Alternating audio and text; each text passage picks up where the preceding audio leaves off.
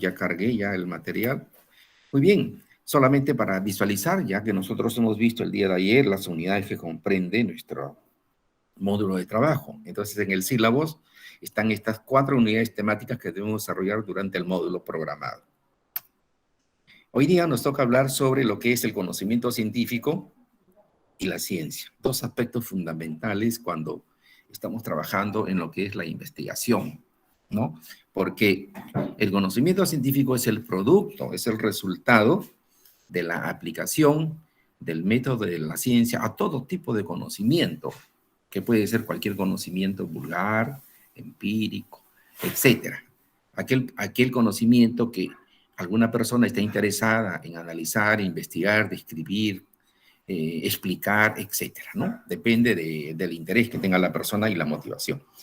Bien, entonces, hablando de lo que es el conocimiento científico, podemos decir entonces nosotros de que la ciencia necesita pues de aspectos conceptuales para ser comprendido.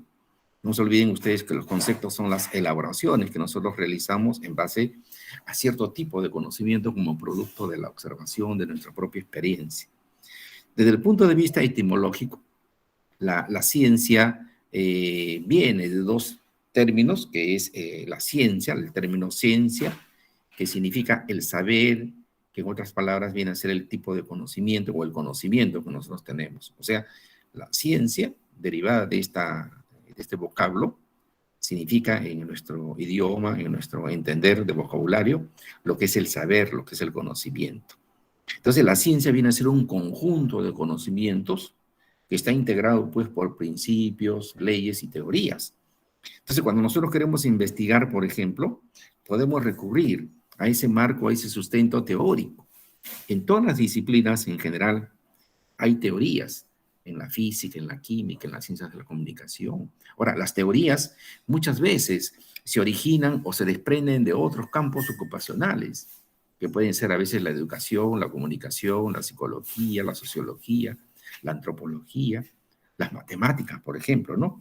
Dentro del campo de las matemáticas nos contribuye, por ejemplo, con el apoyo de lo que es la estadística, para aquellos que estamos interesados en el campo de la investigación de tipo cuantitativa. Hay un enfoque. Así como hay un enfoque cuantitativo, también hay un enfoque cualitativo. Entonces, las disciplinas que nos ayudan, por ejemplo, puede ser la etnografía, la fenomenología, etc.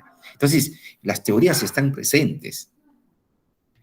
Bien, la ciencia se caracteriza por ser un tipo de conocimiento que es fáctico, es el resultado de los hechos que nosotros hemos observado. O sea, nosotros hacemos la observación en una realidad determinada, esos hechos los sometemos a un tratamiento científico y van a dar como resultados lo que es el producto. Ese producto se va a llamar conocimiento científico.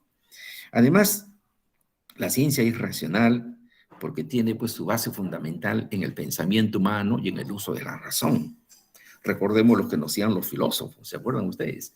¿Qué dijo Sócrates? ¿Qué dijo Platón? ¿Qué dijo Aristóteles? Que era importante incorporar el método dentro del campo de la filosofía, porque habían ciertas disciplinas que estaban explicando los acontecimientos que sucedían o se producían en una realidad física, en una realidad social, y poder explicar también la propia estructura de la naturaleza humana. No solamente el aspecto externo, que es la cosmovisión del mundo, sino la microvisión de la naturaleza humana. Entonces, cada uno ingresaron así la mayéutica, la dialéctica y la lógica para poder explicar de qué manera se podía tener un conocimiento. Bien, por otro lado también la ciencia es sistemática. Es sistemática porque tiene un cierto ordenamiento. La ciencia no se puede hacer, a mí se me ocurre como investigador aplicar el punto 1 y a otro investigador aplicar el punto 3 y a otro aplicar el punto 5 y 6. No, hay un orden sistemático, hay una metodología que orienta a trabajar sobre lo que es el trabajo de la investigación para lograr lo que va a ser después el producto científico. Bien, por otro lado, la ciencia se basa en los hechos y en la lógica. Hay todo un razonamiento lógico. ¿Se acuerdan ustedes? Propuesto por el famoso filósofo pues, Aristóteles, y tiene su fundamento en la observación fáctica de los hechos, de las situaciones fácticas que suceden en una realidad. Puede ser una realidad natural, puede ser una realidad social construida por el hombre. podemos observar la naturaleza. Hay personas que observan la naturaleza. Entonces tienen su orientación a lo que es la ecología, tienen su orientación a lo que en algún momento también se llamó estudios comparativos. Entonces, los procesos que llevaron a cabo, digamos, este tipo de enfoques determinaron el interés, la motivación por las personas para poder trabajar y observar esos hechos. Entonces, hay hechos diversos. Hay personas que se interesan en la forma como se comunican las personas, cuál es el origen, cuáles son las teorías, cuáles son los principios que regulan esa forma de comunicación verbal o escrita. Y si la forma escrita es una extensión simplemente de la forma de comunicación verbal que nosotros tenemos, porque los símbolos fonéticos se transforman en grafemas escritas y cada comunidad imparte, digamos, su vocabulario. Acuérdense ustedes. Por ejemplo, en el catalán hay 9 vocales, en el español de nosotros son 5. ¿Se dan cuenta?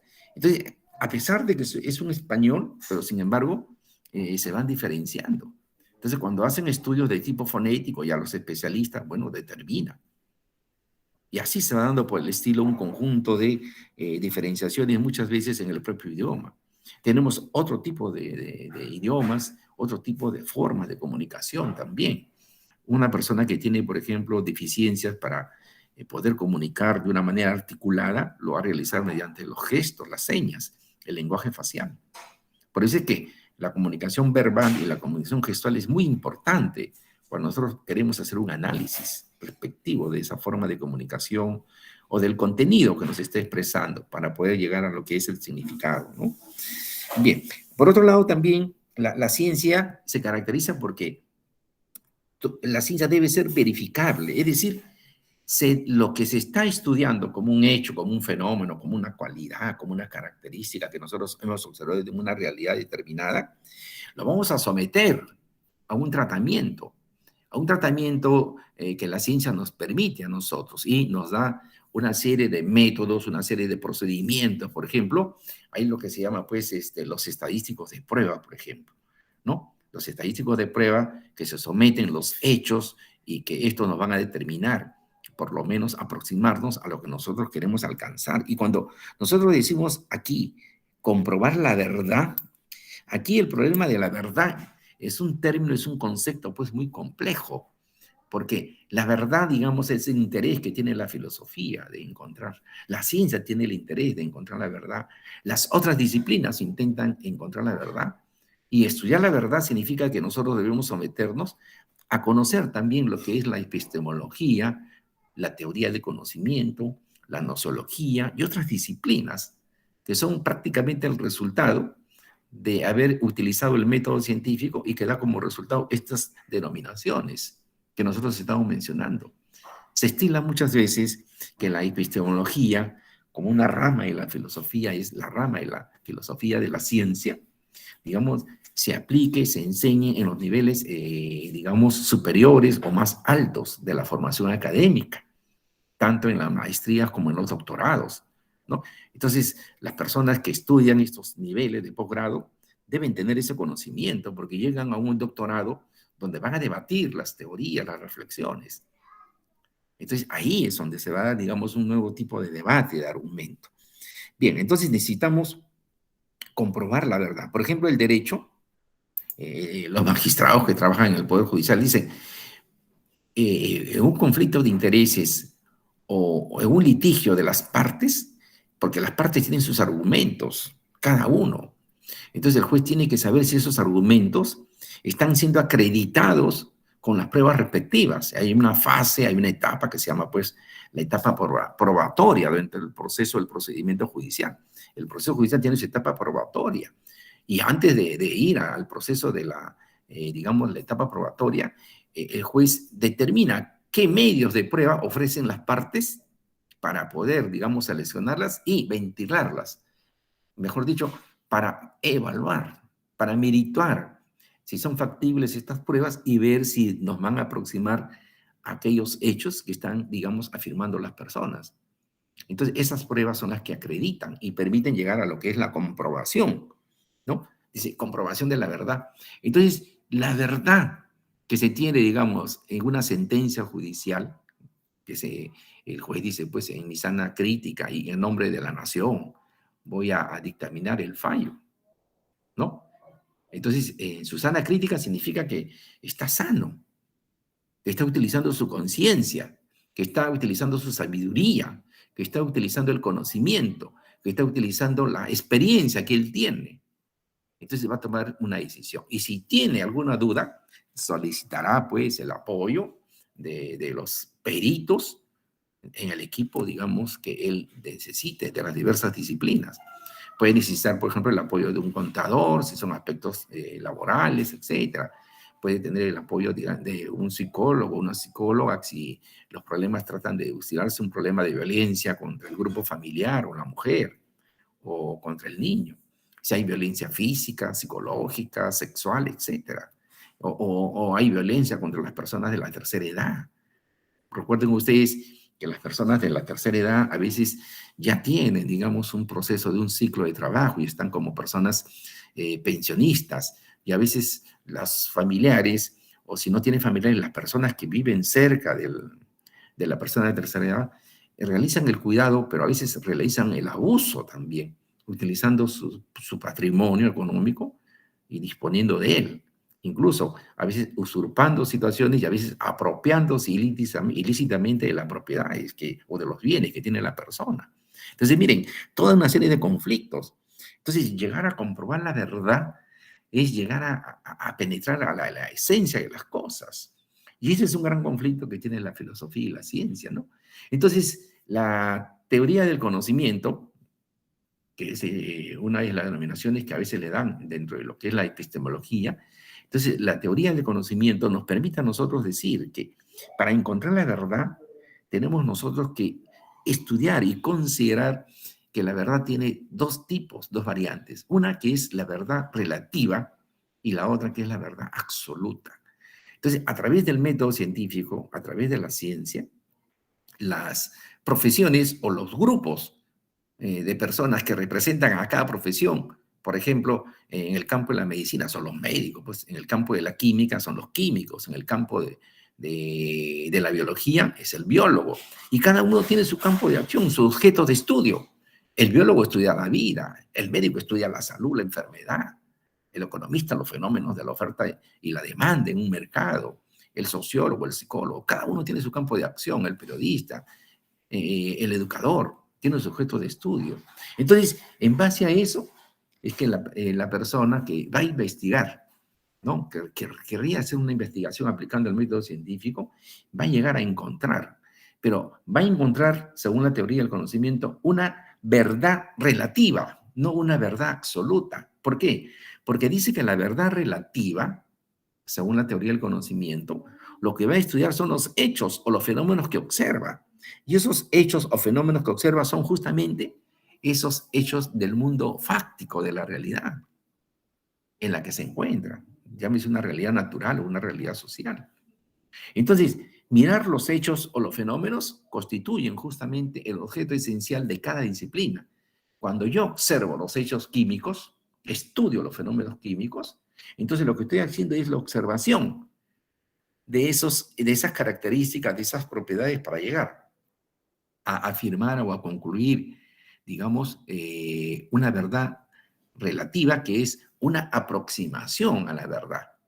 Y cuando a veces nosotros queremos llegar a la verdad con diversos procedimientos de las disciplinas, porque el método científico es uno solo, el método de la ciencia. Lo que pasa es que cada disciplina, como es la psicología, la educación, la ciencia de la comunicación, la paleontografía, el derecho, etcétera, aplican y adaptan el método científico, siguiendo los pasos que se determinan y que orientan todo el proceso de la ciencia, del método científico. Entonces, se llega a una aproximación de la verdad. Y cuando se da un enfoque cuantitativo de la comprobación de esta prueba de hipótesis que va a utilizar el enfoque cuantitativo, entonces utiliza pues las matemáticas. Y las matemáticas nos dan una serie de procedimientos, de pruebas de hipótesis. Hay pruebas de hipótesis, por ejemplo, los estudios de diseños experimentales, no experimentales, estudios transversales, estudios descriptivos, estudios explorativos, estudios, digamos, de correlación, investigaciones de tipo básico, investigaciones de tipo aplicada. Hay investigaciones que muchas veces ya no se distinguen por el nivel, sino por la fuente que se tiene, fuentes documentales, etcétera. Entonces, miren, la clasificación pues de la ciencia, de la investigación, tiene mucho que ver. Entonces, ese conjunto organizado que se va dando de conocimientos se van obteniendo gracias pues a las investigaciones que se van realizando de la investigación científica. Entonces, según la teoría del conocimiento, hay dos tipos de verdades. La verdad absoluta, que es la esencia de las cosas, es cuando penetramos al fondo de las cosas. Y cuando nosotros vamos conociendo, por ejemplo, a una persona, queremos conocer a una persona y vamos y tenemos un interés sobre esa persona, observamos, digamos, compartimos, tenemos empatía, tenemos una serie de aspectos que son comunes. Entonces, cuando la persona tiene interés sobre la otra persona, lo que hace es mostrarle todo lo mejor que tiene, con el propósito de conseguir la conquista, la buena aceptación de la otra parte. Y la otra parte hace lo mismo. Y en esa relación que se va teniendo, en esa interacción social de amistad, que puede llevar, pues, digamos, a una relación más de tipo afectiva, espiritual, conyugal, de parejas, etcétera, es donde se va produciendo, pues, digamos, el enamoramiento y luego, digamos, el compromiso de lo que es la convivencia entre las partes, ¿no? Las personas interesadas que pueden ser convivientes, cónyuges o como le quieramos llamar según la norma legal. Entonces, son situaciones que se van a dar. Pero ¿qué sucede? En el transcurso del tiempo, esas personas van a ir formando y van a tener como resultado de esa unión el producto de los hijos, ¿no? Como resultado va a ser la procreación, uno de esos objetivos de lo que es la familia, el matrimonio. Entonces, si se cumple el objetivo, muchas veces pues el desarrollo familiar, la dinámica familiar, la estructura familiar se va a ir desarrollando de acuerdo a la formación que nosotros tenemos y de acuerdo a la orientación de las pautas educativas que han dado, digamos, nuestras familias, nuestros padres, nuestros abuelos, nos han enseñado cómo tratar, cómo educar. No estudiamos para poder, digamos, ver cómo es la familia. Hay especialidades de la familia. Hay especialistas para ver el estudio de los hijos, ¿no? Pero no hay estudia para ser padre, para ser madre. Tratamos de ser mejores padres, tratamos de ser mejores, digamos, madres. Pero ¿qué sucede? Hay una serie de circunstancias que van a surgir en esa dinámica familiar. De repente va a haber discrepancias entre los cónyuges. De repente el cónyuge pues ya tiene más horas de lo debido fuera de casa. De repente pues la madre ya no se siente suficiente, con energía suficiente para hacer la educación de los hijos. De repente ambos padres trabajan y tienen que dejar a los hijos al cuidado de una tercera persona. O sea, miren, todas las situaciones que se pueden dar. Entonces surge lo que puede, en el transcurso del tiempo, puede surgir lo que se llama el conflicto entre la pareja. Y después vienen ya las separaciones y luego los divorcios, etcétera. Entonces, cuando llega un momento en que se tiene que ventilar una situación de discrepancia entre la pareja o entre los cónyuges, usted se da cuenta de que cada cónyuge ya tiene su argumento cuando ya se quiere divorciar, se quiere separar, quiere tener la ruptura del vínculo matrimonial de acuerdo a las normas legales, ¿no? Entonces, se inicia todo un procedimiento. Entonces, los jurisconsultos, que son los abogados, el Congreso, los políticos y el gobierno de turno, lo que quiere es, ¿qué cosa? Es resolver los conflictos y la unidad básica fundamental de la sociedad es la familia. Entonces tiene que resolver los conflictos de ese grupo fundamental que es el sustento, la base. Entonces, los conflictos se van a dar porque cada parte va a decir en su demanda de que la persona es así, es acá, es X, W, Z, y la otra parte va a decir que es negro, blanco, oscuro. O sea, va a haber una situación de enfrentamiento, como si fueran enemigos, como si fueran rivales, que nunca se había dado cuando ellos convivían. Pero ahora que ya están en un conflicto de intereses, conflicto de parejas, incompatibilidad de caracteres, o porque de repente hay una causal que no sabe uno, sabe el otro, o porque de repente ya tiene sus pruebas la otra persona, entonces hay causales para el divorcio, para la separación, entonces surge ya lo que se llama el enfrentamiento, esas situaciones donde Tanto era el amor cuando tenían que se enamoraron como parejas, comenzó con la amistad, la impresión, etcétera, el buen entendimiento, y ahora quiere resolverse con la ruptura, hasta con la agresividad y hasta con la muerte de la otra persona. ¿Cuántas cosas hemos visto? Y ustedes son testigos de los famosos feminicidios. ¿Ah? ¿Cuántas veces hemos visto situaciones de parejas jóvenes, de cónyuges que tienen, digamos, edades medias, de adultos, etcétera, suicidios? ¿Mm? ¿Se dan cuenta? Hemos visto una serie de aspectos. Entonces, surge el problema. Si esa pareja se conocía años, han tenido hijos, han convivido bajo un mismo techo, han compartido un mismo lecho conyugal, entonces no se conocían. Y lo que tenían ellos entonces era una apariencia que había sido, digamos, asimilada, percibida por otra persona como si fuera su forma de ser. O sea, no hay ninguna autenticidad de esa persona. Lo que ha habido es una imagen superficial para impresionar al otro y conseguir su objetivo de repente cada uno. Entonces, la persona, pues, a pesar de haber vivido 10, 15, 20 años, no conocía a la otra persona.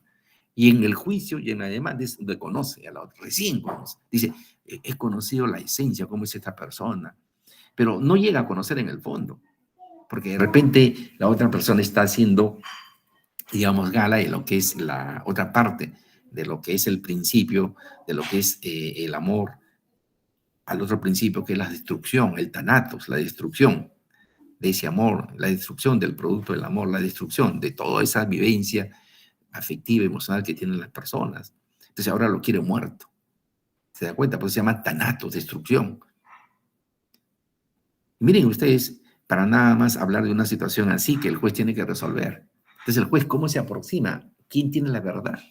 Entonces, para determinar su verdad judicial, esa verdad legal que el juez quiere, digamos, determinar para decretar si es un juicio por mutuo acuerdo o, digamos, de una separación convencional ahora modernamente, o de repente es una separación o un divorcio por una causal determinada, se necesita comprobar.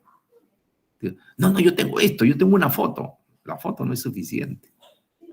Es un medio, pero es un medio digamos, de relativo, no es una prueba plena. Una prueba plena digamos, podría ser que la persona tenga un hijo y que lo tenga registrado con una partida de nacimiento. Esa es una prueba plena, ¿se dan cuenta? Entonces ahí entra justamente qué es lo principal entre la pareja, qué es el elemento subjetivo fundamental. Es la confianza, el amor, la fidelidad que hay entre la pareja. Por eso es que ustedes escuchan ese compromiso que hay en los matrimonios, ¿no? Que lo atenderá en las buenas, en las malas, en la salud, en la enfermedad, etcétera, etcétera, etcétera. Entonces se pierde la fe, se pierde la confianza, y cuando se pierde la confianza, la ruptura se da. ¿Mm? Pero si tú afirmas algo, tienes que probarlo. ¿Se dan cuenta? Ese es digamos, el principio que regula y orienta al magistrado para tomar una decisión, ¿no? Muchas veces equivocadas de repente por falta de pruebas y otras veces acertadas también. Entonces, se tiene que verificar. Por eso es que a veces comprobar la verdad, ¿no? Resulta pues bastante complejo. Entonces, tampoco podemos decir que ya la teoría del conocimiento tiene la última palabra en la verdad, ¿no? Entonces, la teoría del conocimiento dice que lo que nosotros conocemos, lo que nosotros vemos son las propiedades, las características, los fenómenos o los hechos de esas cosas que nosotros pretendemos, circunstancias que pretendemos estudiar. Pero no llegamos a estudiar la esencia de todas las cosas, la esencia de la naturaleza, la esencia de la naturaleza humana. ¿Por qué? Porque si tuviéramos ya un conocimiento pleno, total, de la esencia de las cosas y del ser humano, ya no habría más cosas que estudiar. Ya llegamos a la comprobación total de las cosas. Entonces, no hay razón de ser, ¿no? Pero acá siempre las disciplinas de todo tipo, la educación, la psicología, el derecho, el periodismo, todo, en fin, etcétera, nos ayudan. Entonces, la ciencia es útil también porque nos ayuda a explicar, a aclarar las dudas que nosotros tenemos. Por ejemplo, estamos en una situación de pandemia. ¿A quién recurrimos? Todas las personas opinan, todas las personas tienen una idea. Cuando uno tose, cuando uno tiene fiebre, hay que bajarle la fiebre, está tosiendo, para antitusivo, que no responda. No, pero la tos es un elemento que ayuda, que libera, que facilita. Entonces, ya el conocimiento del médico dice eso. ¿Qué más? La temperatura se va a corregir con antipiréticos, porque ya tenemos una serie de medicamentos que están comprobados y hace mucho tiempo. Pero en los lugares inhóspitos, en los lugares donde la persona no tiene siquiera un medio, un real para comprar un medicamento, y en los lugares donde no existe una farmacia, una botica, no existe. Y tampoco llega un medicamento porque no es comercial para el laboratorio, no es comercial. Cuando ponen un establecimiento de botica o de farmacia, como le quieramos llamar, farmacia porque hay un farmacéutico, botica porque cualquiera lo puede hacer con su licencia, ¿se dan cuenta? Es regentado, es regulado. Entonces, generalmente hablemos de boticas, fuera de nuestra centralización de entre las capitales de los diversos departamentos o las regiones. Entonces, ahí no hay. Entonces, si tienen que utilizar medios naturales. El conocimiento empírico determina pues que se puede bajar la fiebre con compresas de hielo, compresas de alcohol, compresas de agua fría. Es un procedimiento y baja realmente. Y no hay necesidad de utilizar esos medicamentos como es la antalgina, varalgina, lo que sea, ¿no? Paracetamol, etcétera, para tomar el control, ibuprofeno, lo que sea. Los que han ido, digamos, desapareciendo o apareciendo como producto de lo que ustedes conocen, ¿no? El gran problema de lo que es el crecimiento de los países para invertir su capital. Cada empresa, cada organización, por ejemplo, la organización farmacéutica invierte millones en el mundo porque sabe que va a invertir y va a ganar. Por ahí hemos escuchado nosotros que hay tal vacuna, que tal vacuna, que esto. Entonces, cuando de repente hay una vacuna que puede ser efectiva para este problema de la pandemia que tenemos, los laboratorios dicen, no, primero hay que investigar todavía. No ha seguido las fases que se necesitan para una investigación de tipo no clínica, porque la investigación para las vacunas tienen dos fases, la investigación no clínica y la clínica. La no clínica es el experimento que se hace en animales y la otra fase es la fase clínica, es donde ya se hace el experimento en seres humanos. Y después vienen las etapas de la seguridad. ¿Qué seguridad te da la garantía de haber, digamos, aplicado esas vacunas? Entonces, una vez que ya tienen la seguridad, viene la etapa de comercialización ya, ¿no? Entonces, los laboratorios dicen, no, señor, no puedo comercializar porque si yo lo comercializo ahorita voy a, digamos, a perder. Yo tengo que ganar, tengo que esperar. Pero la conciencia, la política, los gobiernos, la filosofía, en fin, dice que la ciencia es para beneficio de la humanidad, para el beneficio de la comunidad. Y el poder económico farmacéutico dice, no, está bien, pero esa patente la voy a dar de aquí al 2027, porque el 2027 ya recuperé mi capital, ya gané. Entonces el 2017 digo, bueno, ahora ya porque se haga de uso extensivo, que se venda, digamos, a otro costo. Son políticas económicas, de inversión, cuando la finalidad de la ciencia es para beneficio de la humanidad. Entonces, la ciencia pues nos va a explicar muchas cosas, nos va a aclarar las dudas que existen. Cuando Copérnico quiso explicar el movimiento de los, de aquellos satélites, de aquellos planetas, ¿no? Pensamos pues que se tenía una idea que la Tierra pues era el principal eje fundamental donde todo giraba sobre él. Y después Copérnico dio una visión diferente de que todo giraba alrededor del Sol. Entonces, la doctrina religiosa, el conocimiento de aquel entonces lo observó y lo calificó pues a Copérnico como un hereje, como una persona que está, digamos, haciendo una acción subversiva sobre el conocimiento que se tiene y que se respeta. Y lo condenan, pues, ¿no? ¿Se dan cuenta? Entonces, todos esos aspectos de la ciencia a veces han tenido, digamos, acontecimientos muy importantes e interesantes en la historia de la civilización. Igual tenemos por ahí, ¿no? Ahí se le decía, usted es calificado como el mejor científico del mundo porque habla tanto y expone tanto, pero no lo entendemos porque utiliza tantas fórmulas, tantas formas de lenguaje complicado y fórmulas matemáticas, pero sabemos que se le reconoce su condición, ¿no? Entonces, eh, Albert Einstein le dice a Charlie Chaplin, ¿no? Conversando, le dice, pero usted tiene un genio también maravilloso, le dice. ¿Por qué? Le dice, porque usted, mire, sin hablar nada, sin decir una palabra, todo el mundo lo entiende. Entonces, fíjense, dos personajes, uno un científico que desarrolla toda una teoría complicada para comprenderlo nosotros, y otro un personaje del arte utilizando, digamos, el lenguaje mudo o la comunicación de otro tipo, ¿no? Se entiende y hace reír al público, a la gente que lo ve. Entonces ahí tenemos pues lo que se llama pues dos grandes talentos, ¿no? Dos grandes talentos, cada uno en el nivel de su campo de trabajo.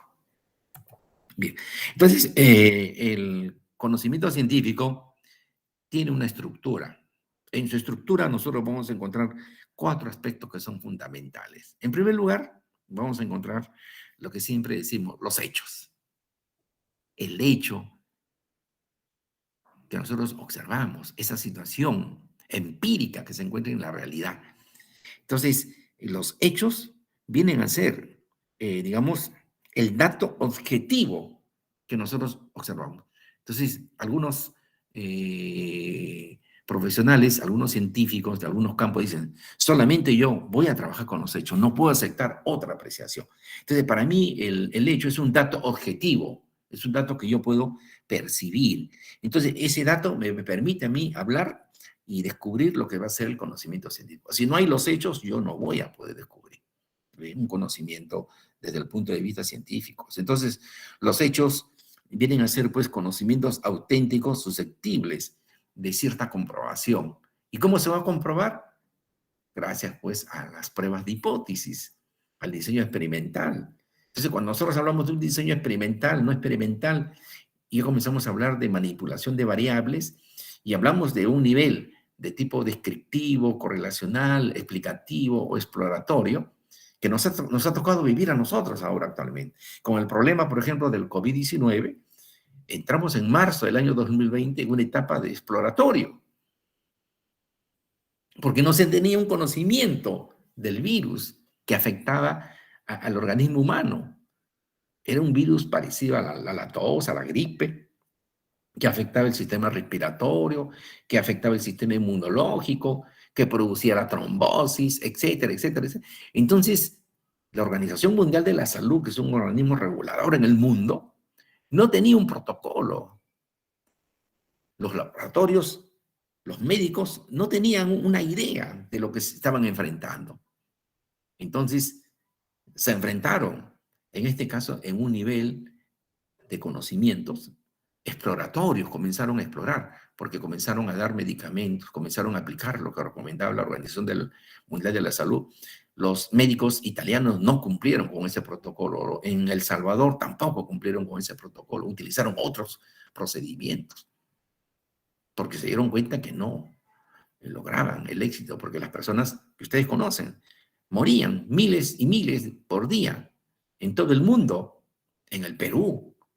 Hemos perdido familiares, amigos, vecinos, gente que no conocemos también, pero han muerto. Tenemos pues una tasa enorme de mortalidad y de mortalidad, imagínense, algunas veces nos han colocado como uno de los países que hemos tenido el mayor número.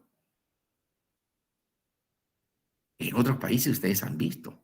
Entonces en ese momento los hechos estaban comprobando que el nivel de investigación que tenían los médicos, los laboratorios, era un nivel de tipo exploratorio. ¿Por qué? Porque el conocimiento todavía no estaba, se tenía una idea, algo se conocía, pero no se tenía una idea. Se conocía sobre las vacunas, se conocían sobre los virus, qué es un virus, qué es un germen, etcétera, etcétera, etcétera. Se conocía que las vacunas tienen un procedimiento, pero conocer una vacuna específica para crear, digamos, enfrentar a este virus, era desconocida la situación. Por ahí se comentaba, pues, la ivermectina, que el cloruro de sodio, que por ahí se comentaba el paracetamol, el alcohol, etcétera, etcétera. Y luego se fueron dando algunas medidas, se fue aprendiendo, porque no solamente las personas que venían contagiadas con este problema del COVID son las personas que fallecían, sino que el propio prestador del servicio de salud, el médico, la enfermera, todos los profesionales que trabajan en la salud, también comenzaron a tener su tasa de mortalidad, es decir, fallecían. ¿Cuántos médicos, cuántas enfermeras, cuántos practicantes, internos, residentes, de todo tipo han fallecido? Entonces se dieron cuenta que una de las medidas importantísimas era lo que se llamaba la protección con las mascarillas, las famosas mascarillas que se utilizan en las intervenciones quirúrgicas, que a veces se utilizan el odontólogo, a veces hay odontólogos que no cumplen con las medidas, pues, de bioseguridad. Son medidas de bioseguridad. El equipo de protección de bioseguridad es eso. Entonces, además, el distanciamiento social, porque ya se comenzó a dar, digamos, cuenta la investigación que el contagio venía porque esas gotitas estaban siempre, cuando había una persona que estaba contaminada, que estaba enferma y producía el contagio. Contagian los alimentos, las cosas, eso. Por ahí se dice que sí, por ahí se dice que no. Entonces, el conocimiento empírico popular dice, no, no, todo hay que lavarse, hay que bañarse, hay que sacarse los zapatos, hay que sacarse eso, todo. Así como también existe el conocimiento empírico que dice, no pasa nada. Hay países donde, ustedes han visto, la gente se ha desplazado sin las mascarillas. Se han hecho las famosas fiestas COVID, se han hecho partidos de fútbol, se ha abierto la cobertura del aforo en las playas, en los centros, etcétera, etcétera. Porque se quiere abrir el aforo, por ejemplo, a la educación, también, presencial estamos hablando.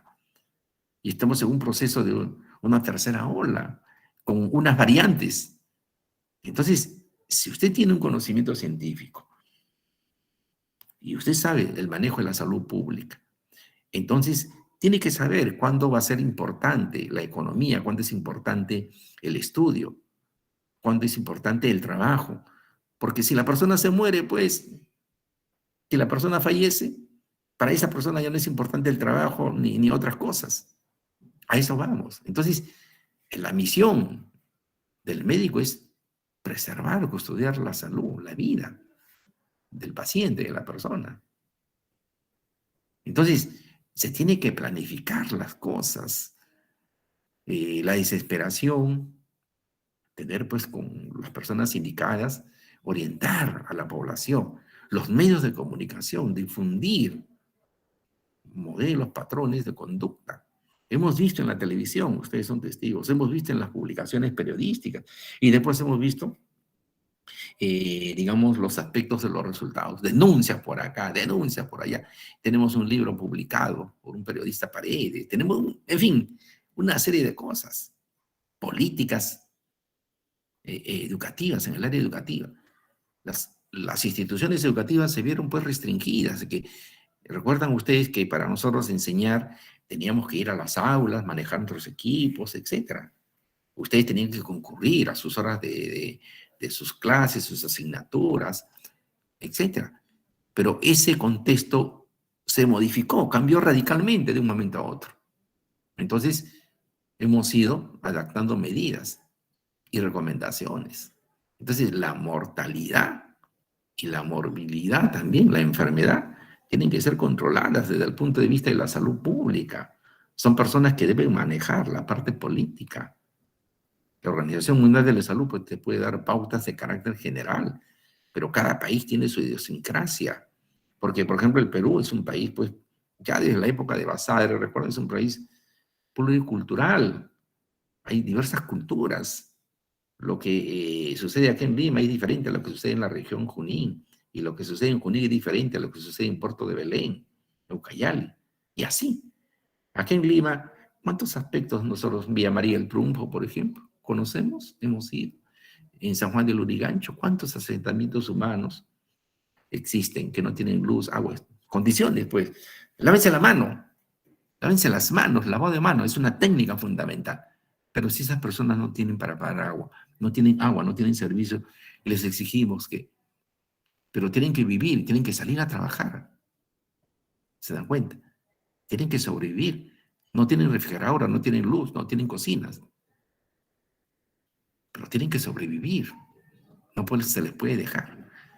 Bien, entonces los hechos son los que nos van a permitir a nosotros situaciones que nosotros vamos a llegar a tratar de comprobar esos vacíos, esas contradicciones que nosotros hemos observado o esas contradicciones que hay, ¿no? Entonces nos interesan a nosotros para poder elaborar. Entonces, se tiene pues que los hechos deben coordinar, deben articular con las teorías que se van a crear, porque se van a crear teorías en base a esos resultados. Y esas teorías van a ser el sustento de las investigaciones o de la investigación científica que nosotros queremos realizar. Entonces, la intención, la misión del investigador, del científico, es siempre buscar hechos nuevos. ¿Para qué? Para plantear o formular hipótesis. Esos resultados de esos hechos que están siendo resueltos y comprobados van a permitir dos cosas. O enriquecen la teoría que existe o la desecha, que ya no sirve. ¿Te das cuenta? Entonces, este aspecto es fundamental en el campo del conocimiento científico. Por eso es que les decía, ¿no?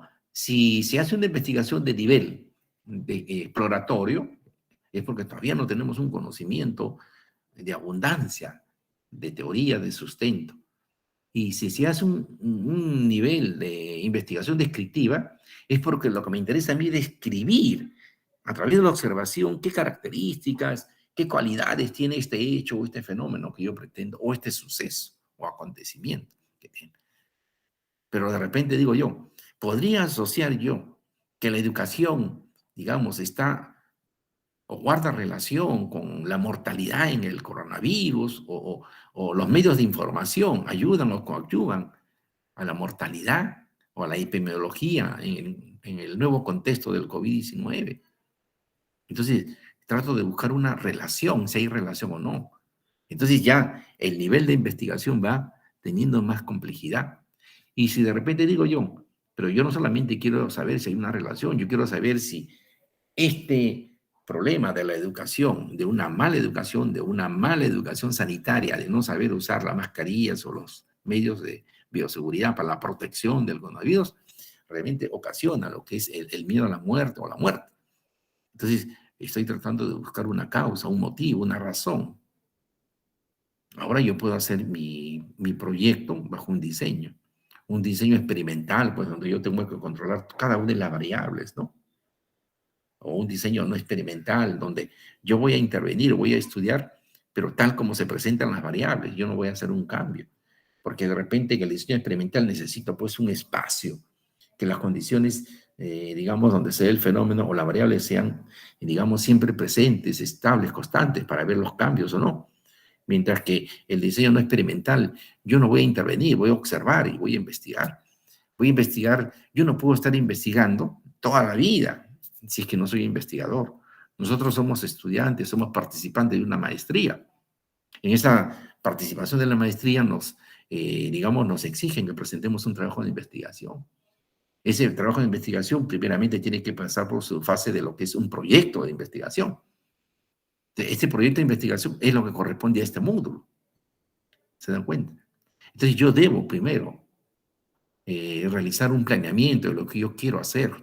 Tengo que buscar un tema, porque me exigen a mí que para poder tener mi grado pues, de maestría, yo tengo que presentar, sustentar, no solamente es presentar, sino sustentar, digamos, esta tesis que se va a llamar el informe final, que va a ser el resultado del módulo número 2. En el módulo número 1 se tiene que desarrollar el proyecto, la planificación. Comenzando el 2 ya viene la acción y luego la presentación, que son las fases de la que es la investigación. Entonces, tiene que ir en ese proceso de secuencia. Entonces, mire, la investigación puede ser en un momento. Puede hacer que de repente investiguemos hoy día que estamos jueves 6 de enero hasta, digamos, el jueves 15 de marzo. O sea, voy a trabajar durante esa etapa. Entonces, eso significa que voy a trabajar en un momento determinado. Es una investigación de tipo transversal, aquí y ahora, en este momento que he planificado. Pero a otros nos puede, digamos, surgir la idea que, bueno, yo quiero investigar lo que sucede ahora en enero, luego hacer un control en julio y luego saber qué sucede en diciembre. O sea, son 3 momentos, momento 1, 2 y 3. Voy a tener 3 tipos de resultados y lo voy a comparar para ver cómo es el proceso del perfil que se va dando o se va presentando en este tema que a mí me interesa estudiar. Entonces ya no estamos en un estudio de tipo transversal, sino en un estudio de tipo longitudinal, a lo largo del tiempo. Miren, se va dando. A mí me interesaría, por ejemplo, estudiar sobre lo que dicen las revistas o lo que dicen los periódicos o los medios de información de la prensa escrita sobre el problema de la violencia, digamos, contra la mujer. Entonces, tengo mi archivo, hay un archivo de los periódicos que se han dado en ese año 2021. ¿Cuál fue el tratamiento que dio el diario o los diarios o la prensa escrita al feminicidio durante el año 2021, época del contexto de la pandemia? Entonces voy a recurrir al archivo, a la fuente documental. Voy a estudiar, digamos, todos los periódicos que se publicaron día a día desde el 1 de enero hasta el 31 de diciembre, o voy a tener una muestra, porque quiero comparar si de repente el diario El Comercio, cómo hizo el tratamiento en relación al feminicidio y cómo lo abordó el tratamiento, supongamos Perú 21 o de repente La República, que es otro diario. Y quiero comparar yo y hacer un análisis. Miren ustedes, van surgiendo los motivos así. Ah, ya, entonces ese es mi tema pues de estudio. Quiero hacer ese tipo de trabajo y bueno, lo voy a hacer en un tiempo determinado porque no puedo demorarme también 3, 4, 5 años investigando para recibirme pues en mi maestría. Tiene que ser un tema puntual, un tema específico, un tema relevante, un tema pertinente, un tema de actualidad, un tema que ayude también, ¿no? Entonces, todos estos problemas que nosotros vemos, los observamos, los vamos a plasmar, digamos, en un tema que va a ser nuestro tema de investigación y que le vamos a poner un título. Y entonces cada uno de ustedes tiene que ir pensando qué cosa les interesa dentro del campo de lo que es esta maestría que es sobre comunicación y sobre marketing. Entonces, ahí buscar el contenido. Ahora, ¿qué vamos a hacer? Tenemos que leer. ¿Qué vamos a leer? Vamos a leer, pues, en primer lugar, las tesis que se han publicado. ¿Qué tesis han sido publicadas sobre estos temas que me interesan a mí? Hay algunas tesis que han sido publicadas el año pasado, hace 2, 3 años, hay incluso de 5 años. Entonces, el sistema que regula las investigaciones nos dicen que regula la universidad, que la universidad está adoptando para regular lo que es la investigación científica, nos dice que las investigaciones no deben tener una antigüedad mayor de 5 años. Quiere decir, si estoy en el año 22, tengo que restar 5 años atrás, pero de repente no hay muchos trabajos, como les decía, ¿no?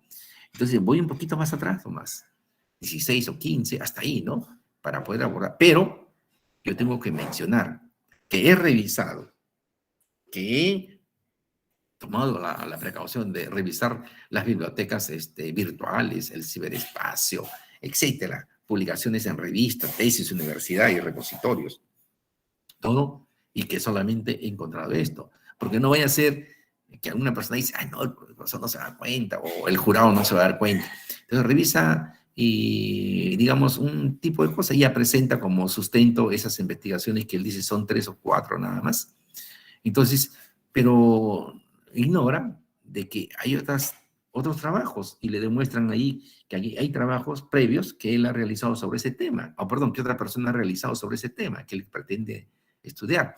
Entonces, todo tu esfuerzo te lo desbarata. Por eso hay que ser, digamos, ser disciplinado en este campo y ser ético, porque nuestro trabajo también va a ser sometido ahora a determinadas reglas del Turnitin, que es una forma de ver el plagio, etcétera. Ustedes conocen bastante sobre eso. Y uno de los personajes que pues, fue cuestionado, etcétera, ha sido pues Acuña, ¿se acuerdan? Este personaje político. Bien, entonces, uno de los elementos de la estructura del conocimiento científico son los hechos. Otra es la hipótesis, las leyes y las teorías. Entonces, vamos a ir revisando cada uno de ellos. La hipótesis. ¿Qué cosa es la hipótesis?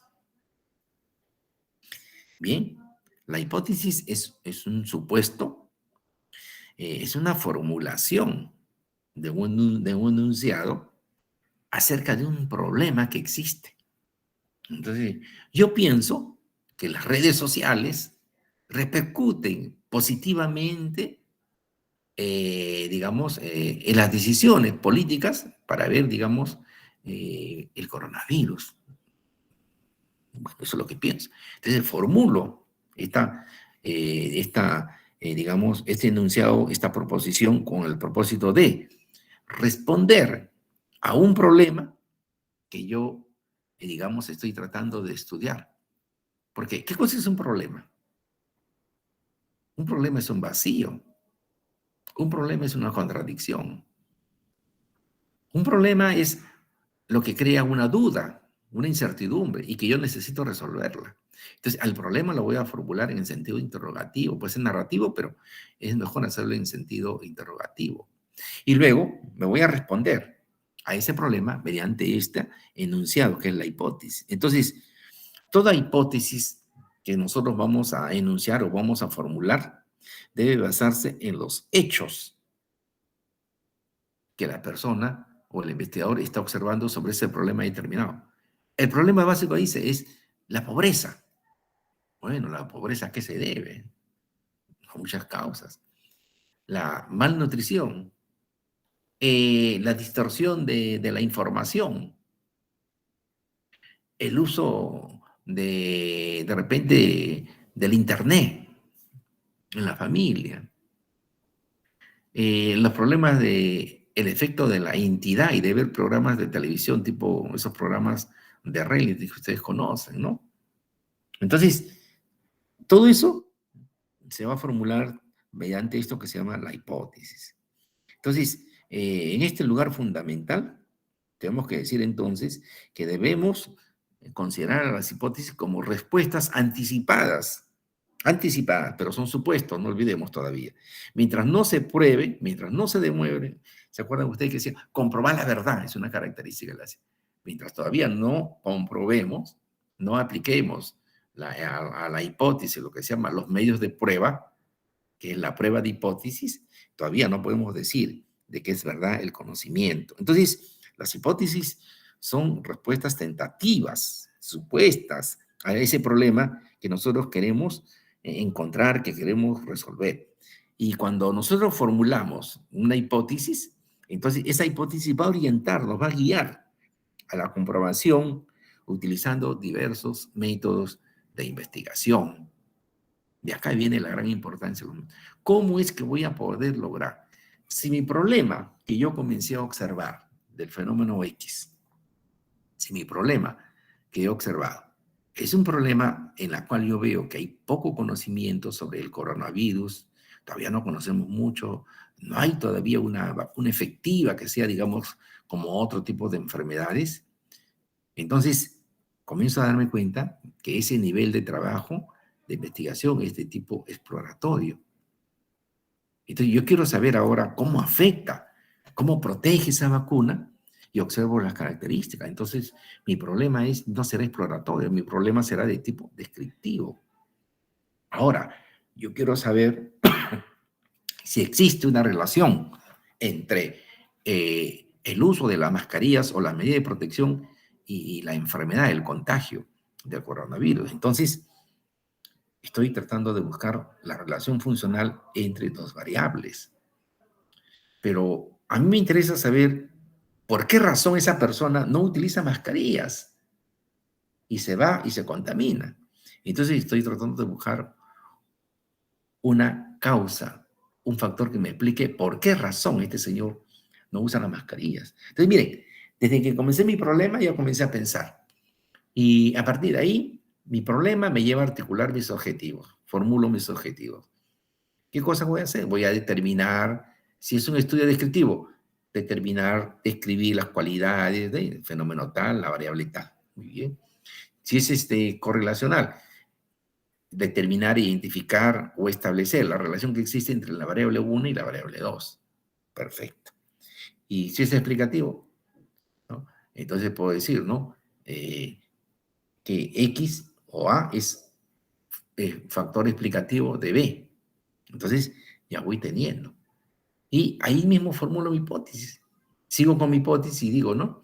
De que seguramente, digo, ¿no? De que el uso inadecuado o el no uso de las mascarillas, digamos, favorecen el contagio de la enfermedad del coronavirus.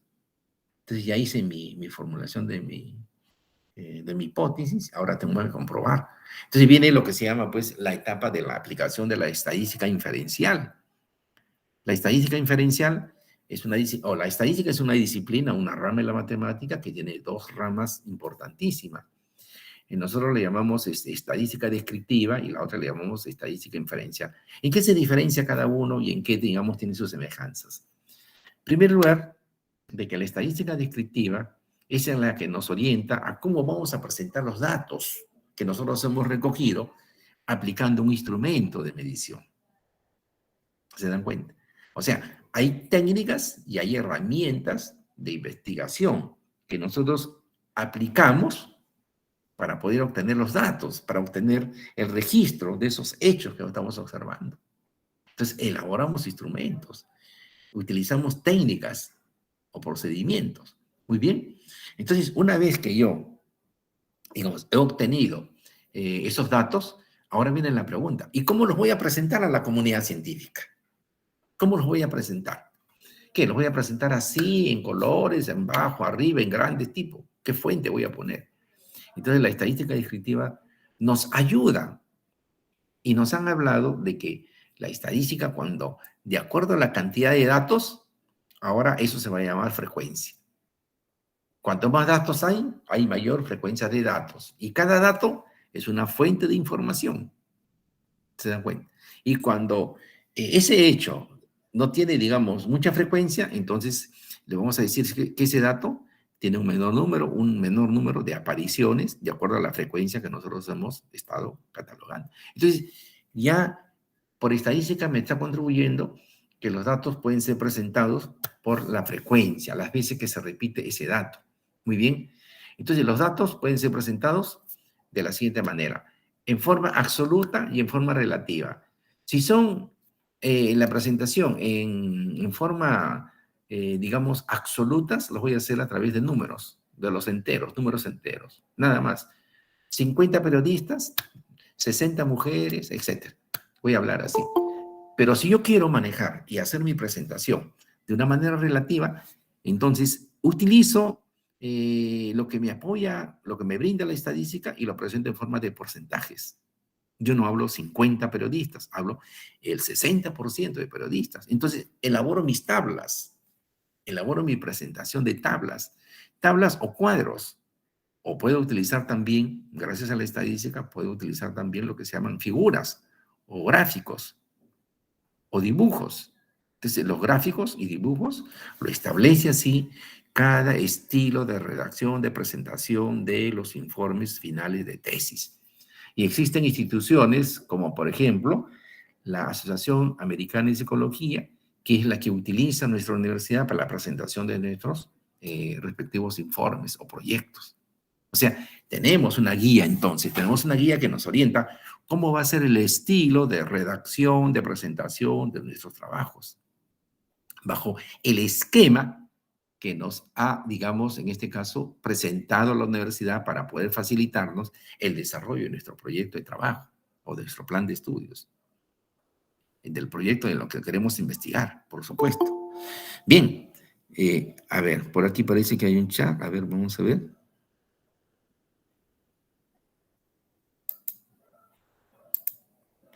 Sí.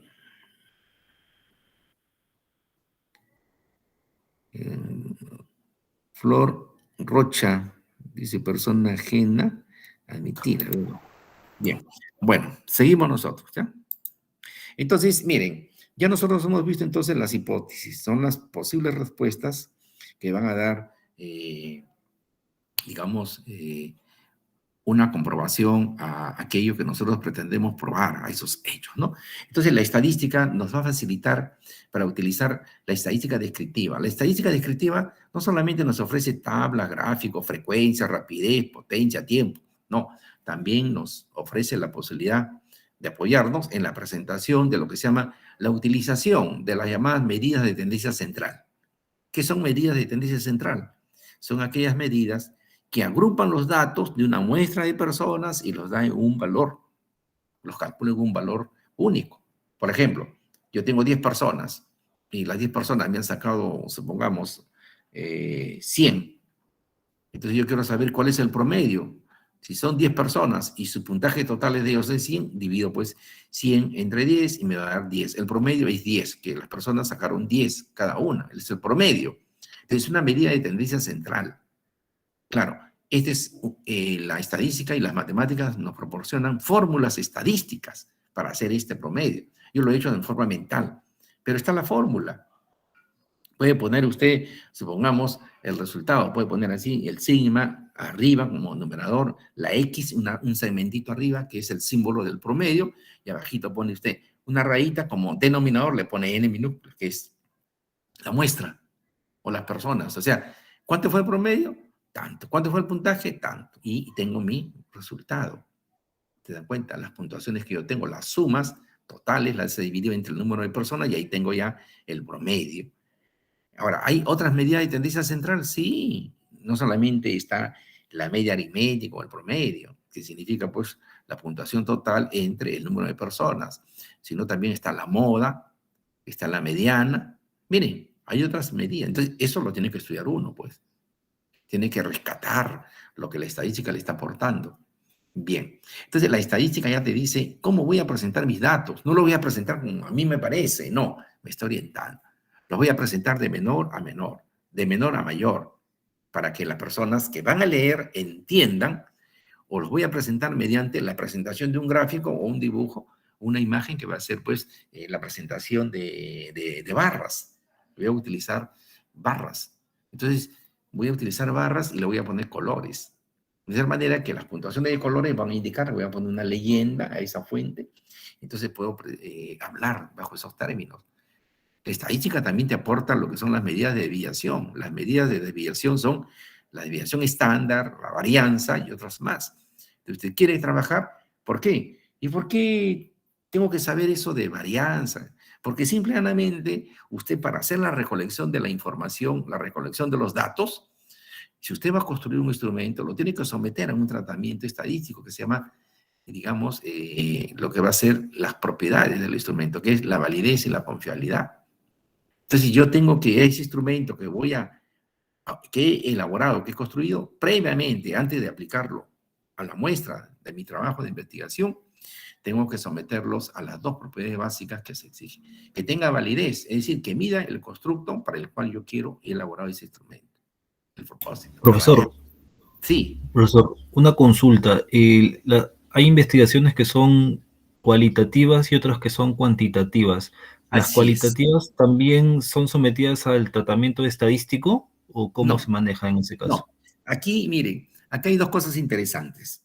La estadística no reconoce que sean, digamos así, de ese tipo, solamente reconoce el enfoque cuantitativo y cualitativo, ¿no? Pero no reconoce los enfoques mixtos. Entonces, se ha creado una variedad. Desde el año 50, ya se vienen, 1950, se vienen dando esos dos tipos de enfoque, cualitativo y cuantitativo, ¿no? Y el otro es el mixto, donde tú utilizas ambos, ambos. Entonces, el esquema del trabajo cuantitativo tiene todo un esquema donde usa la estadística predominantemente. Y el instrumento necesita validez y confiabilidad. ¿Cómo voy a hacer la validez, profesor? Eso lo vamos a aprender. ¿No? No vamos a hacer, digamos, ustedes una maestrista, pues, que ya construyan, que diseñen las pruebas, que tengan todos los procedimientos, porque, por ejemplo, para la validez hay validez de consenso, validez de Aikens, validez de análisis factorial, etcétera. Y para la confiabilidad, puede tener usted el método de Couder-Richardson, puede tener el método de alfa de compras, etcétera. Nada más para su confiabilidad y su validez. Profesor, ¿y cuánto uso lo que me está diciendo usted, Couder-Richardson? Ah, cuando tú tienes un instrumento que solamente tiene dos posibilidades de respuesta. Y tú le haces una pregunta y le pones abajo, ¿verdadero o falso? O le pones cierto o no. Entonces, la persona va a marcar, lee y dice, falso, F. O sea, tiene dos posibilidades. Entonces, te ha contestado con F, punto. Y el otro te ha contestado la segunda pregunta con B, la tercera con B, la quinta con F. Entonces, tú sumas.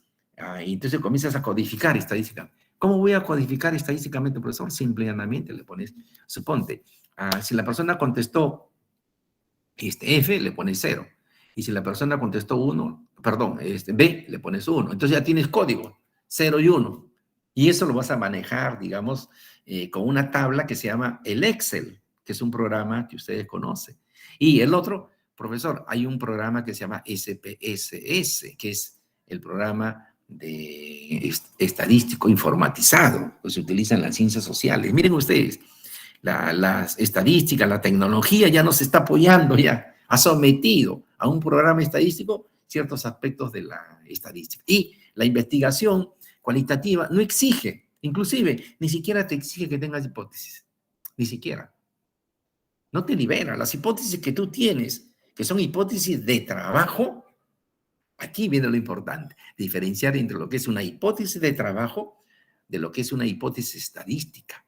La hipótesis de trabajo es la idea, es la posible respuesta de solución al problema que tú pretendes resolver. Y cuando tú haces un trabajo de tipo cualitativo, en tu esquema de trabajo no te presentan la comprobación de hipótesis.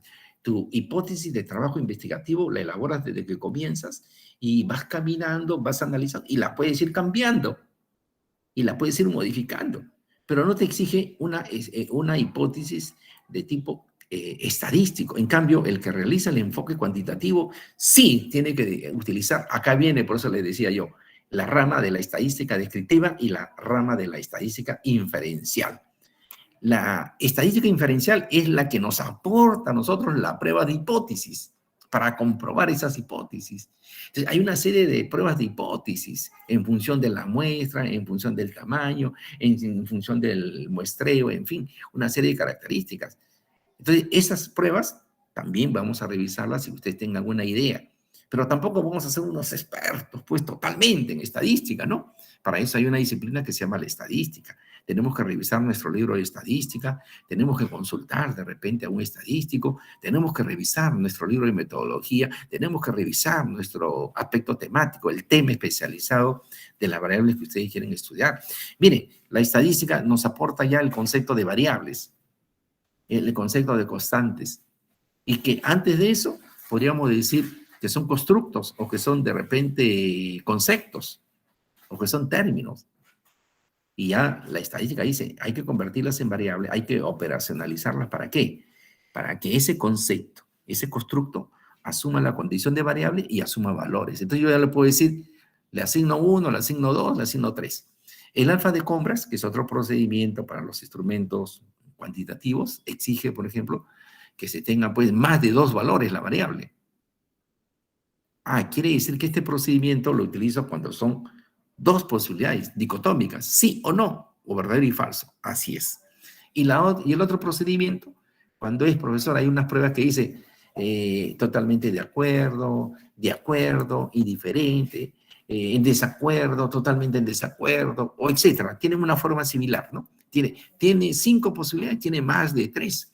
A esas pruebas le vamos a llamar pruebas politómicas. ¿Y cómo establezco la confiabilidad o validez del instrumento? Pues, aplicando el programa de la alfa de Compras, su problema estadístico SPS. Ahí lo vamos a ver, vamos a tener, digamos, el ejercicio, van a tener ustedes material, etcétera, para que ustedes puedan ver cómo se realiza. ¿Y qué pasa ahora con el enfoque cualitativo? El enfoque cualitativo no utiliza el procedimiento de tipo cuantitativo, la estadística, pero se puede apoyar para la presentación de sus datos, se puede respaldar.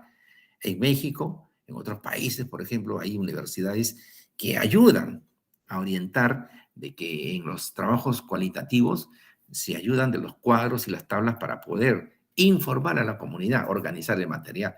Así como hay un programa estadístico informatizado para ver lo que es el SPS en los enfoques cuantitativos, también existe en el enfoque cualitativo el llamado programas Atlas-TIC, que es un programa informatizado que le va a permitir a la persona hacer la transcripción de las grabaciones que ha tenido en las entrevistas, etcétera, etcétera, y permitirle a ella que pueda hacer las categorizaciones de lo que pretende estudiar. Entonces, hay modalidades también. Entonces, en el enfoque cualitativo, lo que se exige fundamentalmente es que se aplique con el rigor científico también la interpretación, la presentación de esos resultados. Y uno de los principios es la credibilidad. La credibilidad. ¿Y cómo se aplica este principio? También lo vamos a aprender, pero ya nos adelantamos. Yo hice la entrevista, encuesté a la persona, etcétera, grabé a la persona muy bien. Entonces, ahora hago la transcripción del relato y le estoy dando un matiz, de repente, de la forma como la persona me ha respondido. Pero yo quiero comprobar si lo que me dijo la persona es exactamente lo que yo tengo ya transcrito acá.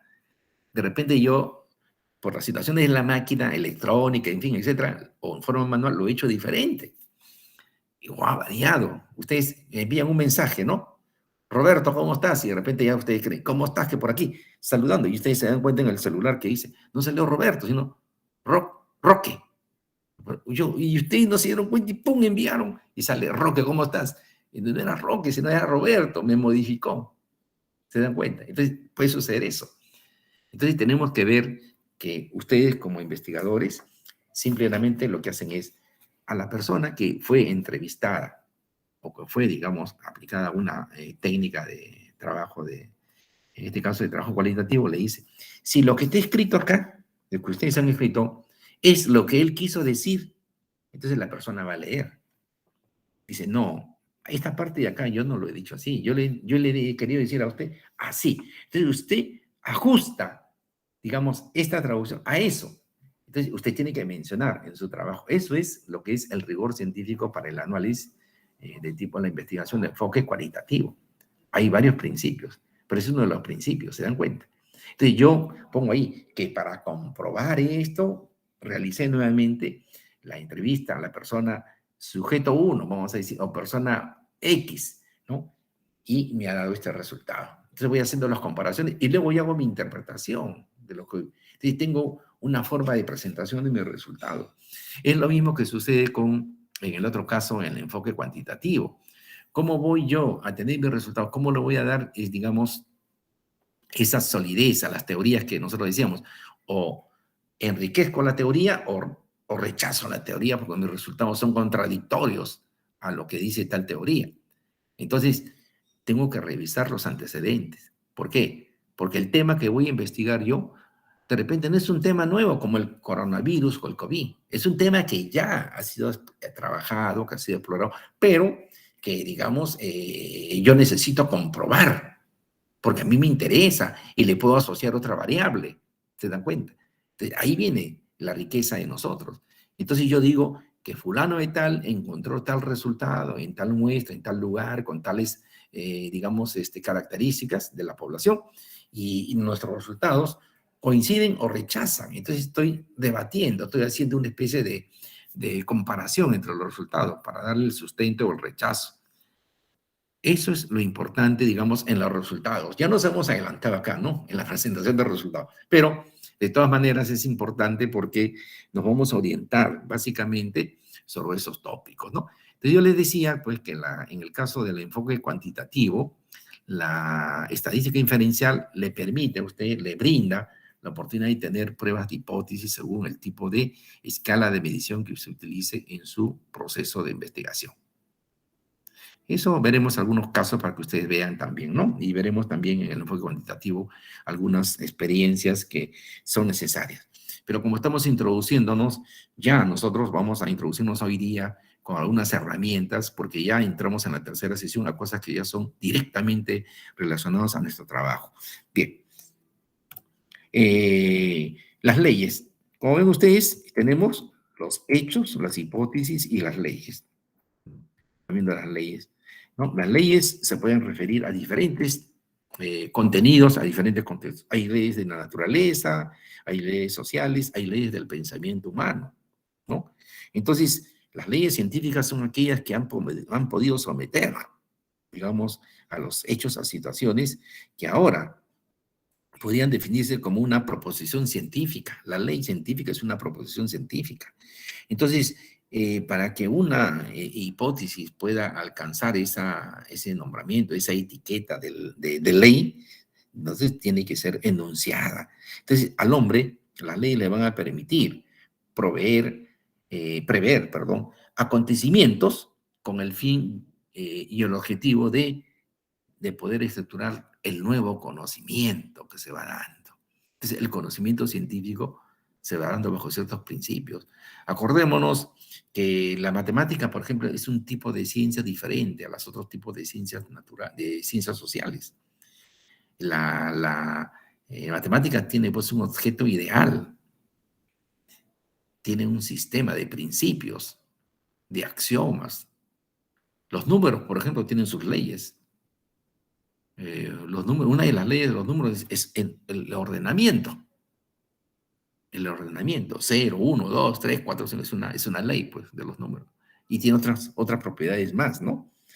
Entonces, es importante conocer estas cosas porque a veces nos pueden preguntar, pero ¿cómo puedo hablar de variables y cómo puedo hablar de conceptos como, por ejemplo, la libertad, etcétera? Una serie de términos, ¿no? Bueno, la estadística nos dice que podamos convertir, hacer un proceso de operacionalización para hablar de variables, porque la variable es la que nos da oportunidad de observar el hecho o el fenómeno que nosotros queremos estudiar y al mismo tiempo medirlo. Miren, observarlo y medirlo, porque ¿cómo hago yo para medir esto? ¿Cómo sé que hay una buena comunicación? ¿Cómo sé que la propaganda es eficaz para esto? ¿Cómo sé, digamos, que las redes sociales han causado un impacto? Pero tengo que crear instrumentos o herramientas para poder recolectar esa información a través de los datos.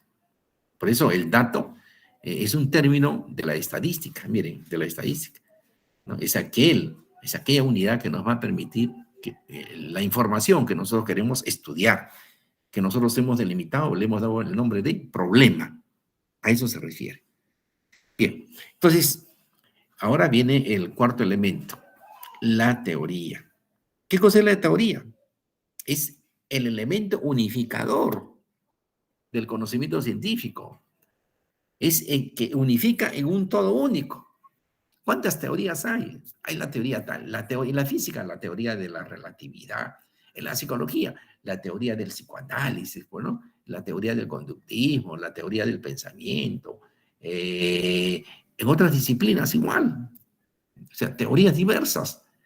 Para ver el origen del lenguaje, hay la teoría teológica.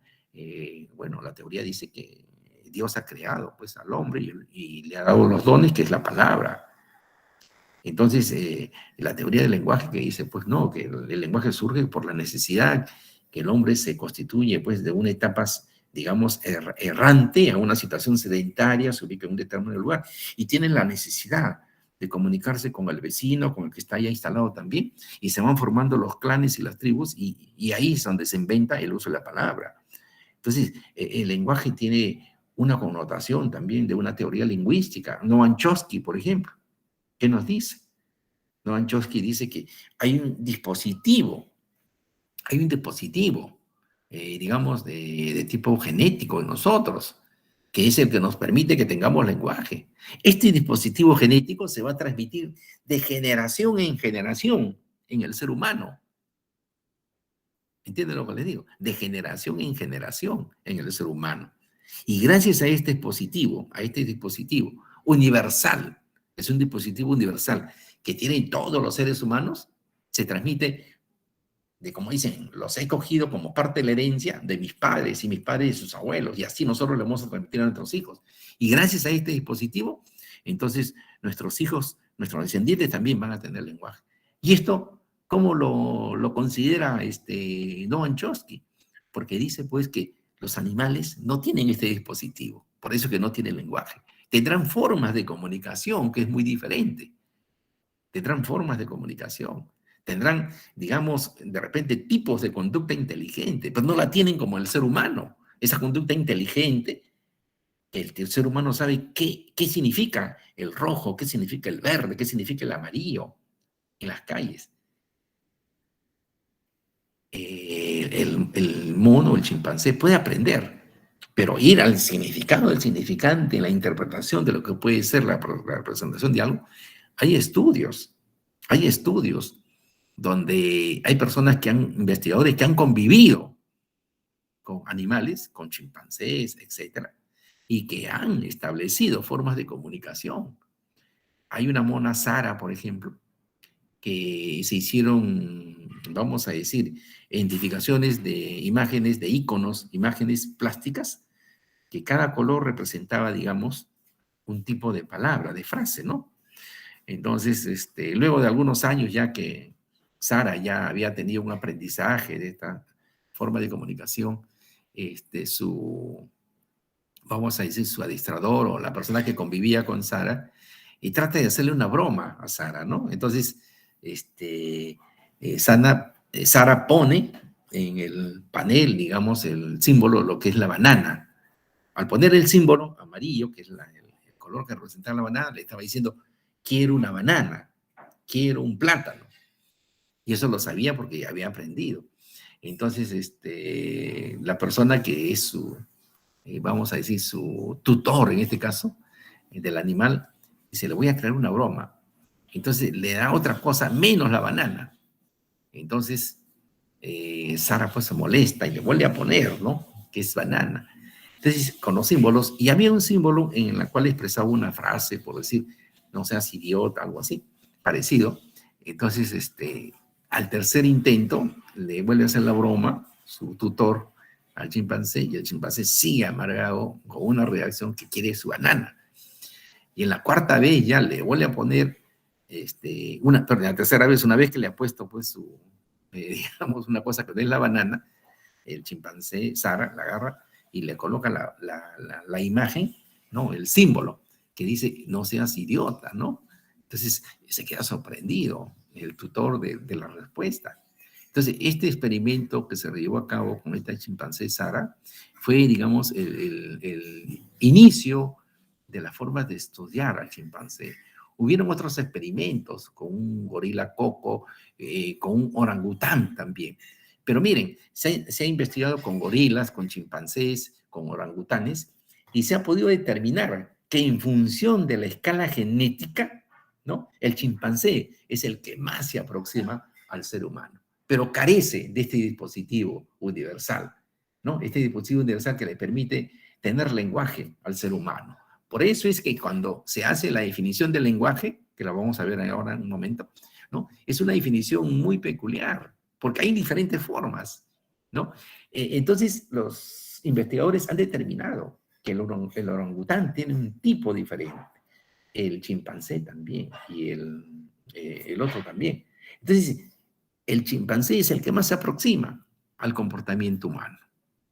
Por eso es que ustedes cuando han visto el planeta de los simios, ¿se acuerdan? El planeta de los simios, ahí se pueden dar cuenta que el chimpancé, César, que el gorila es el que comanda el ejército, ¿no? Es el que quiere la agresividad. El César es el chimpancé, el científico, el que... Y así. Entonces, miren ustedes, esa es la expresión de haber llevado, digamos, los hechos, las investigaciones al cine, con sus películas que nosotros hemos visto en el planeta de los simios, 1, 2, 3, 4. Eso es. Entonces, las investigaciones se han dado en todos los niveles para ver la conducta inteligente, para ver el lenguaje, las formas de comunicación. Entonces, Noam Chomsky decía, pues también como el profesor Julio Bernardo de Quirós, que es un, digamos, estudioso, ya murió ya, un estudioso muy, muy enterado de lo que es el lenguaje, decía pues que el lenguaje es un proceso que tiene una base genética y que está determinada también culturalmente. ¿Por qué? Porque el lenguaje se aprende dentro de una comunidad determinada para expresar sentimientos, pensamientos a través de la palabra, ¿no? Entonces, la definición que había hecho el profesor Julio Bernardo de Quirós y después Noam Chomsky como lingüista, también es enfocada por un psicólogo soviético de apellido Iván Petrovich Pavlov, que dice que establece dos sistemas de señales. Dentro de los dos sistemas de señales, dice que el primer sistema es el sistema físico de las cosas tal como suceden en el mundo físico sensible. Y el segundo sistema es la forma como se representa todas las acciones de esos seres físicos en un sistema diferente y que le llama, a eso le llama el sistema de signos señales que está representado por lo que se llama el lenguaje. A través del lenguaje nosotros identificamos si es aéreo o no es aéreo, si vuela o no vuela.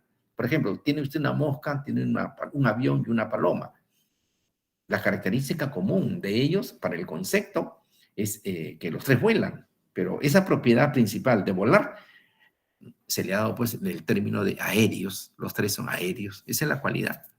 Entonces, han llevado a una conversión, digamos, de sus investigaciones para fundamentar una serie de teorías en la explicación de lo que es muchos aspectos del conocimiento. Bien, entonces la teoría unifica. Igual fue, digamos, la teoría de Freud en su momento, ¿no? Freud unifica toda la situación. Y cuando yo les decía a ustedes, por ejemplo, Freud decía, ¿no? De que el ser humano está regulado por dos instancias que son muy importantes. Una de las instancias es lo que se llama el instinto de la sexualidad.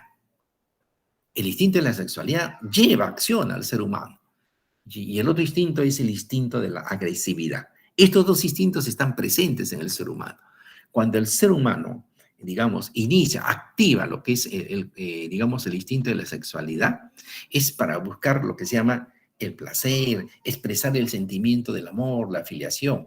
Y el producto del amor son los hijos en el ser humano. Entonces, como producto del amor, hemos tenido hijos, hemos procreado hijos. Y ese producto del amor es consecuencia de la famosa energía, pues, de la libido, del eros, del amor eros, ¿no? Que flecha a las parejas. Y cuando ya las parejas discrepan en el transcurso del tiempo, ya entra Thanatos. Thanatos es destrucción, Thanatos es muerte. Entonces entra lo que se llama la agresividad y en su grado extremo es la muerte, la destrucción. Entonces, así explica el comportamiento humano de las personas, esta teoría psicoanalítica. Si nosotros queremos decir, pero hay otras teorías, por supuesto, la teoría del conductismo, el creador pues de Watson, ¿no? Watson, que es el creador del conductismo. Entonces él dice, miren, para que Watson formule su teoría, primero va a estudiar al laboratorio ruso del señor Pavlov. Una vez que él ha aprendido, tiene ese conocimiento, lo aplica y crea ya el famoso conductismo. Es decir, aplicando el condicionamiento, él dice que se puede modificar, se puede manejar, se puede controlar el comportamiento humano. Entonces hace un famoso experimento con el pequeño niño Alberto de 10 meses de edad, un niño que no tenía miedo pues a los animales, a sus ositos felpudos, peludos, y que él mediante la asociación de un ruido estrindoso fuerte, le hace crear una reacción emocional. Entonces el niño comienza a tener miedo. A un muñequito peludo ya le tiene miedo, y a las ratitas también le tiene miedo. Todo lo que tenía pelaje tenía una reacción de lo que era la fobia, y le tiene una fobia. Entonces él dice que él puede controlar ese tipo de comportamiento. Así como ha condicionado la fobia en el niño, también puede descondicionar. Entonces, ahí nace el conductismo. Y había un personaje por ahí, por el año 30, que era un diplomático alemán que estaba escuchando con las conferencias de Watson, y como Watson se enriquece, pues aplicando a través del marketing ya, aplica el conductismo en el marketing. Entonces, el marketing, ¿se acuerdan ustedes? Las personas que salían pues haciendo propaganda, personas elegantes, personajes ídolos del cine de ese momento, que se divertían y estaban sentados fumando un cigarrillo, ¿no? Entonces, ese era lo que era el marketing. Entonces, se hizo famoso, se hizo millonario aplicando eso, pero había un político, perdón, había un agregado militar en la embajada de Alemania que estaba en Estados Unidos, observando y asimilando todo lo que hablaba Watson, y cuando le tocó el momento de dirigir a la nación nazi, entonces aplicó eso. Y ese es el señor como Adolfo Hitler. El famoso Adolfo Hitler, que nosotros conocemos en la historia. Entonces, miren ustedes cómo se da todo un conjunto de situaciones. Entonces, en la teoría, pues, es, digamos, prácticamente el que va a unificar todo el conocimiento, de tal manera que pueda ser comprensible, etc. Esa sistematización coherente, esa sistematización, digamos, lógica de los hechos, de las hipótesis y de las leyes ahora, se van a interrelacionar entre sí y van a constituir la famosa teoría. Entonces, esta teoría científica tiene ciertas condiciones. Por ejemplo, se refiere a una rama específica del conocimiento científico, pero que tenga significación para la ciencia. Entonces, aquí hablamos ya de que el conocimiento científico tiene muchas ramas, entonces, claro. Ahí yo les decía, ¿qué decía la teoría del conocimiento? Los fenómenos o los hechos químicos los estudia la química, los hechos físicos los estudia la física, los hechos de la vida, la biología, los hechos o fenómenos de la salud y enfermedad, la medicina, los hechos psicológicos, la psicología, la interacción social, la sociología, los hechos de la oferta y la demanda, pues la economía, etcétera, ¿no? Entonces, miren, así, ¿se dan cuenta? Y vamos a encontrar ahí diversas ramas y diversos métodos específicos, pero siempre teniendo como base el método de la ciencia. Entonces, la teoría científica refleja propiedades, relaciones y tendencias del desarrollo de los objetos de estudio, el objeto de estudio. No debe existir contradicciones entre sus elementos, sino se desarticula. Cuando uno quiere hacer un trabajo de investigación, dice, bueno, ¿qué tema le interesa a usted? Me interesa a mí el marketing, pero ¿qué tipo el marketing mix, ya? ¿Y qué teorías hay? Hay una teoría, profesor, de la teoría de Fleming. ¿Cuál es esa teoría? Entonces, la teoría de las 4P dice, ¿cuál es, no? Producto, precio. Entonces, tiene que revisar uno. Tiene que revisar. Entonces, esa teoría ya está, digamos, dándole sustento teórico a su tema de estudio, a su variable. Pero usted va a estudiar dos variables, sí, porque en maestría tenemos que estudiar dos variables, ¿no? Entonces, y otra cosa podría ser el marketing, ¿qué más? El posicionamiento del producto, etcétera, no sé. Entonces, tengo que buscar una teoría para la otra variable. Ya tengo mis dos teorías, ¿se dan cuenta? Ahora, tengo mis dos variables, tengo mis dos teorías que respaldan, digamos, acá. Pero hay casos en que no hay una teoría única para poder explicar mi variable. Entonces, reviso un autor y tiene una parte importante de su teoría, reviso otro autor y tiene otra parte importante que va a respaldar mi variable. Entonces, ¿qué hago yo? Tomo esa parte de esa teoría, las coloco ahí y pongo a cada autor para que represente la teoría, porque así es. Bueno, cuando no hay teoría es porque ese fenómeno todavía no ha sido explorado, pues, lógicamente, ¿no? Pero siempre hay algo que se conoce, siempre hay algo que se conoce del fenómeno, siempre conocemos algo, nunca es vacío total, siempre hay un cierto conocimiento. Eso es lo importante, ¿ya? Bien. Bueno, el conocimiento ya pues, es un conjunto de conceptos, de ideas, de juicios, afirmaciones o negaciones que hacemos nosotros, razonamientos, las formas de los modelos guían nuestro comportamiento, ¿no? La ciencia ha tenido un desarrollo, ha sido un sistema pues acontecimientos, de conocimientos estructurados que han sido deducidos por las leyes, los principios que ustedes mismos han venido escuchando, y todo se ha logrado gracias a la observación y al razonamiento. También la ciencia es un sistema de ideas que están concebidos de una manera provisional.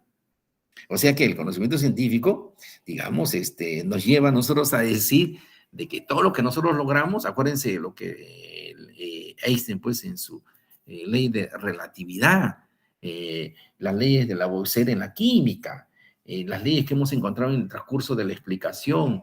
Hay una ley, por ejemplo, que se dice pues que el hombre procede del mono, ¿no? Las leyes de la evolución, las leyes de Mendel, etc. Hay una serie de leyes en todos los campos. Y así podemos nosotros estar concibiendo un conjunto de ideas y todas han sido modificables. Todas van siendo modificables porque le dije que gracias a la investigación, acá viene el problema, gracias a una actividad que realizamos nosotros, que representamos a cada área profesional. Si yo soy psicólogo, soy abogado, soy historiador, soy médico, entonces en mi campo profesional voy aplicando la investigación y voy obteniendo nuevos resultados. Como en el caso de esta vacuna. Estaban haciendo una vacuna para el COVID-19, ahora se tiene que hacer, dice, variantes, pues, ¿no? El Omicron, el no sé qué, y apareció por otro lado, y apareció. Es más débil, no afecta mucho, pero está causando la muerte. Hay mortalidad en el mundo. Entonces, ¿de qué se trata? ¿Se dan cuenta de qué se trata? Sin embargo, a veces nos falta solo la observación y el razonamiento. A veces hay que tener criterios, hay que aplicar métodos. Entonces de acá viene, ¿no? Cómo corregir las observaciones, cómo aplicar y conocer cada vez reglas o métodos que nos ayuden a tener este tipo de conocimiento. Entonces la ciencia, pues, viene a ser un conjunto creciente de ideas que el hombre mismo ha construido. Y puede tener algunas características, sí, por supuesto. La ciencia es un tipo de conocimiento racional, sistemático, es exacto, verificable y falible. Lógico, es falible, porque puede haber errores, es susceptible de modificarse, de revisarse, de fallar también. Entonces, cuando nosotros aplicamos ya el diseño experimental o aplicamos lo que son, digamos, los aspectos de la investigación a veces explicativa, podemos encontrar ahí muchos resultados. Aplicamos las hipótesis estadísticas y nos sale lo contrario de lo que la teoría dice. ¿A qué se debe? Que estoy contradiciendo la teoría, pero ¿qué? ¿Me equivoqué? ¿No me equivoqué? Profesor, ¿por qué me salió así? El resultado en la ciencia es así, no tiene uno por qué asustarse. Cuando uno comienza en la investigación, o personas que a veces no tienen mucha experiencia en la investigación, dice, me salió este resultado, pero este resultado me está indicando que no es bueno lo que están haciendo, que es inadecuado. Entonces, si yo presento estos resultados, mi jefe, mi empresa, me va pues a despedir, ¿no? Entonces, se trata de un trabajo de investigación, no se trata de decir que desaparezca la empresa, para que la empresa, para que los directivos tomen cartas en el asunto. Entonces tienes que explicarle así, porque la persona dice, ¿cómo vas a hablar con ese resultado que nosotros somos así?